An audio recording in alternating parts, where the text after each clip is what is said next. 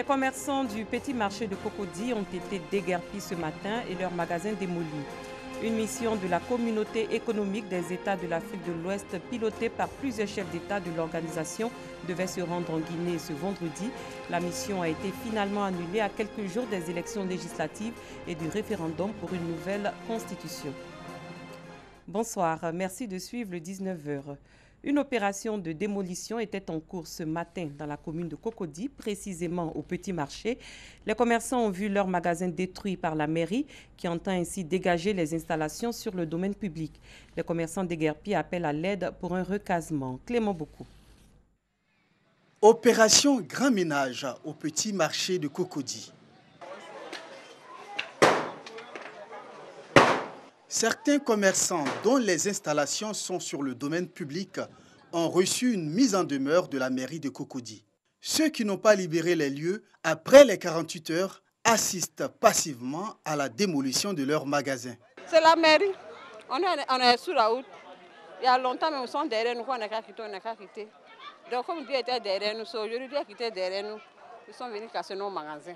Maintenant, comme ça ne nous arrange pas. Franchement, maintenant, on va faire comment pour manger? Si on dégage nos clients, nous, on ne peut pas manger. C'est la mairie qui vient nous dire qu'ils vont casser là parce qu'il y avait une maison qui est fait fois passé.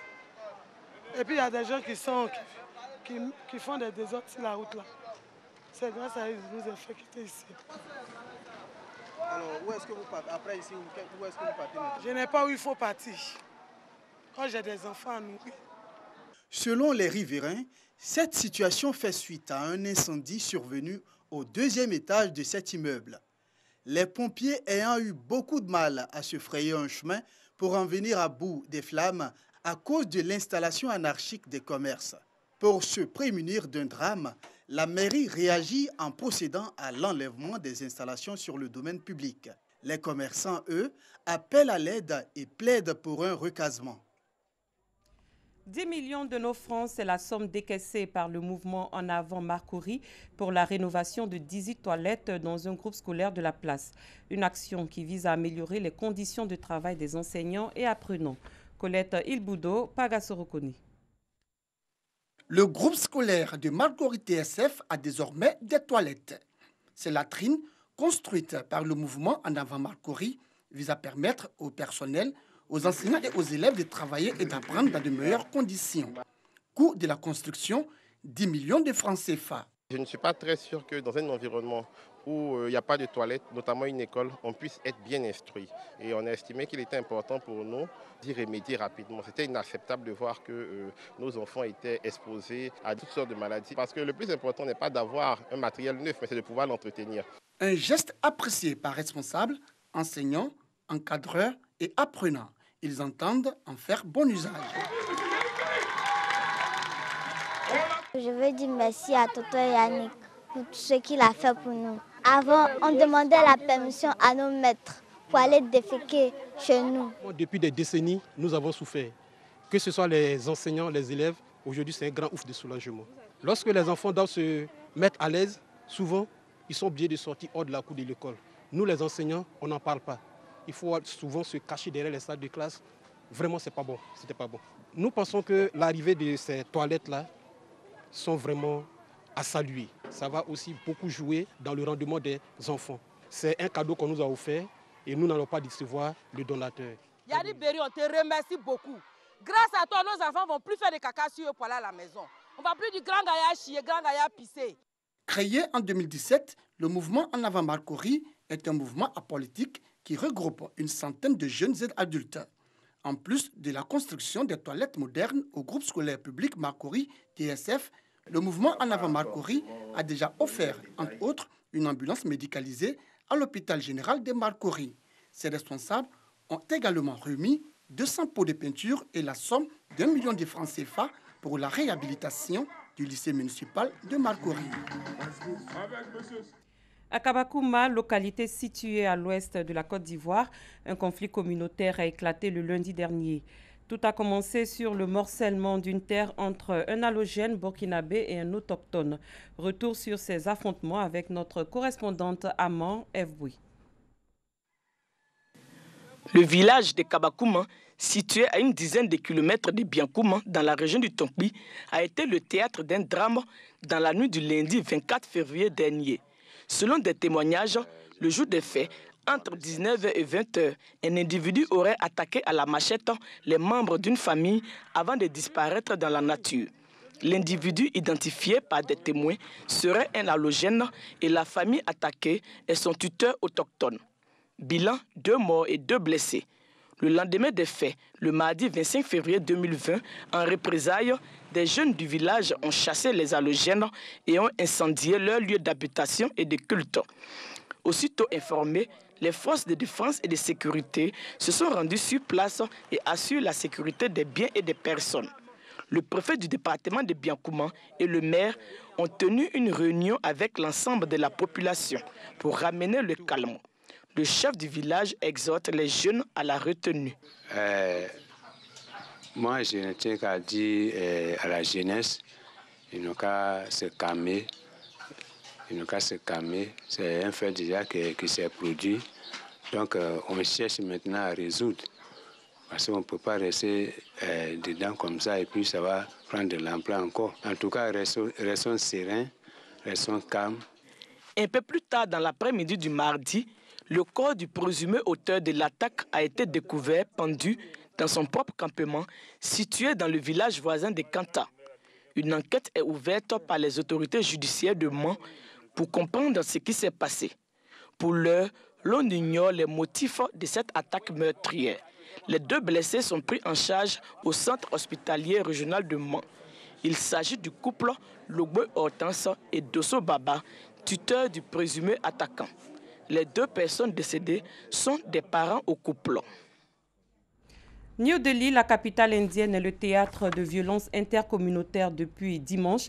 Des violences qui ont déjà coûté la vie à 20 personnes et fait près de 200 blessés. En cause, une loi controversée sur la citoyenneté qui facilite l'attribution de la citoyenneté indienne à des réfugiés à condition qu'ils ne soient pas musulmans. Pagasso reconnu. Après des violences entre hindous et musulmans à New Delhi, la police anti-émeute et des forces paramilitaires patrouillent dans les rues. Ces affrontements ont fait au moins 20 morts en 3 jours. Les pires violences à Delhi depuis des décennies. Des groupes armés hindous s'en sont pris à des musulmans dans les zones de la ville à majorité musulmane. Des bâtiments, des commerces et des véhicules ont été incendiés. L'AFP a vu un drapeau hindou flotter au sommet d'une mosquée brûlée. Le Premier ministre Narendra Modi a lancé un appel au calme et le ministre en chef de Delhi a réclamé un couvre-feu. Les tensions sont fortes depuis une loi controversée sur la citoyenneté jugée discriminatoire envers les musulmans. Allons à présent à la découverte de la FAFCO, Fédération des associations des femmes de Cocody. Elle s'inscrit dans le cadre de la politique d'autonomisation des femmes de la commune. On en sait plus avec Bintou Pekele et Clément Boko. 120 associations de femmes de la commune de Cocody forment un bloc autour d'une seule dénomination, FAFCO, Fédération des associations de femmes de Cocody. Cette fédération est née à la demande du maire de Cocody afin d'organiser ces femmes pour un meilleur encadrement de leurs activités. Les femmes de Cocody venues de 7 zones de la commune ont adopté les statuts et règlements intérieurs de leur fédération. C'est une très bonne initiative que les femmes se retrouvent en un seul groupe pour échanger et partager leurs idées et mieux nous organiser pour être plus autonomes. La Fédération des associations des femmes de Cocody, FAFCO, est apolitique et sans distinction de religion. Objectif, permettre aux femmes d'avoir accès aux opportunités économiques et œuvrer pour le progrès de la commune de Cocody. La 4e édition des étudiants en production audiovisuelle s'est tenue aujourd'hui. Elle vise notamment à promouvoir les offres de formation des écoles de l'ISTC Polytechnique et renforcer les compétences des apprenants. Thème retenu, attractivité du marché audiovisuel ivoirien et développement économique. Dangui Dangui. Ils sont animateurs ou maîtres de cérémonie. Ils sont photographes, caméramens, techniciens de son ou réalisateurs. Ces étudiants de l'école de production audiovisuelle ont conçu, réalisé et couvert la 4e édition de la journée des étudiants en production audiovisuelle. GEPA, cerise sur le gâteau, la présentation de quelques-unes de leurs productions, notamment des spots, des documentaires ou des fictions. à révéler leurs compétences et leur esprit de créativité. C'est un sentiment de joie qui m'anime d'avoir le prix de meilleur réalisateur. Mon rêve, c'est d'être réalisateur. J'ai choisi la production audiovisuelle parce que je suis passionnée de la réalisation. J'aime tout ce qui est caméra, fiction. Ils ont fait leurs armes à l'école de production audiovisuelle de l'ISTC Polytechnique. Ils sont opérationnels et prêts pour l'emploi, selon le responsable de l'établissement. Nous pensons qu'ils sont prêts à l'emploi. C'est pourquoi nous avons voulu faire un concours pour montrer leur savoir-faire et aussi leur savoir-être. On a pu le voir qu'au-delà de la production, il y a certains qui ont fait montre de certains talents. Bien formés, polyvalents et créatifs, selon des experts de l'audiovisuel, ces étudiants de l'école de production ont leur place dans ce paysage audiovisuel de plus en plus attractif. Je pense que pour tout ce qui est la créativité des œuvres de l'esprit, il y aura toujours de la place. Non, parce que déjà pour le quotidien, ceux qui font cette position nous permettent de rêver. Parce que quand vous regardez un bon scénario, vous regardez une bonne image, ça vous permet de sortir de votre environnement. J'ai été heureux de découvrir cet établissement de qualité, l'ISTC Polytechnique, et de découvrir les nombreuses filières de formation qui mettent sur le marché de l'emploi donc des jeunes talentueux et bien formés. On a pu le voir à travers les quelques productions qui nous ont été présentées. La 4e édition de la journée des étudiants en production audiovisuelle JEPA est une déclinaison de la 4e édition du Salon des écoles de l'ISTC Polytechnique. Entre autres enjeux de ce rendez-vous, la promotion des offres de formation des écoles de l'ISTC Polytechnique et le renforcement des compétences des apprenants à travers des panels animés par des experts des différents corps de métier. C'est reparti pour le concours Miss Aoulaba. Les présélections pour l'édition 2020 se tiendront du 21 mars au 13 juin. Annonce faite par le comité Aoulaba Côte d'Ivoire. L'originalité cette année, c'est le pain tissé. Clément Beaucoup. Le comité Aoulaba Côte d'Ivoire va sillonner 13 villes et communes du pays pour dénicher les candidates à la couronne Aoulaba 2020. Pour la 14e édition, les candidates devront, en dehors de leurs atouts physiques, mettre en valeur le pain tissé. Les présélections débutent le 21 mars pour prendre fin le 13 juin prochain. Il faudrait que nous aussi, nous puissions porter nos pains tissés pour encourager nos artisans et puis mettre en valeur aussi notre culture qui est le pain tissé. À partir de ce concours, beaucoup se sont surprises d'être valorisés. Aujourd'hui, le regard vers elles a changé et donc c'est notre fierté. Quelques précisions sur les critères de beauté d'une Aoulaba. Au niveau donc de la taille de la femme, doit être moyenne. Elle ne doit pas être trop grande, elle ne doit pas être trop petite. Au niveau de la morphologie, doit être harmonieuse, équilibrée, une forme guitare. La peau, un teint naturel, noir d'ébène ou peu clair, brillant. Il ne doit pas être décoloré, tacheté, cicatrisé. Il ne doit pas avoir trop de vergeture. Les yeux de l'Aoulaba doivent être en amande. Des sourcils et des cils fournis, noirs, avec un regard velouté et séducteur. Le cou, il doit être long, en anneau, strié. L'Aoulaba 2020 sera connue le samedi 1er août prochain. Elle succédera à José Karen Yombe, l'Aoulaba 2019.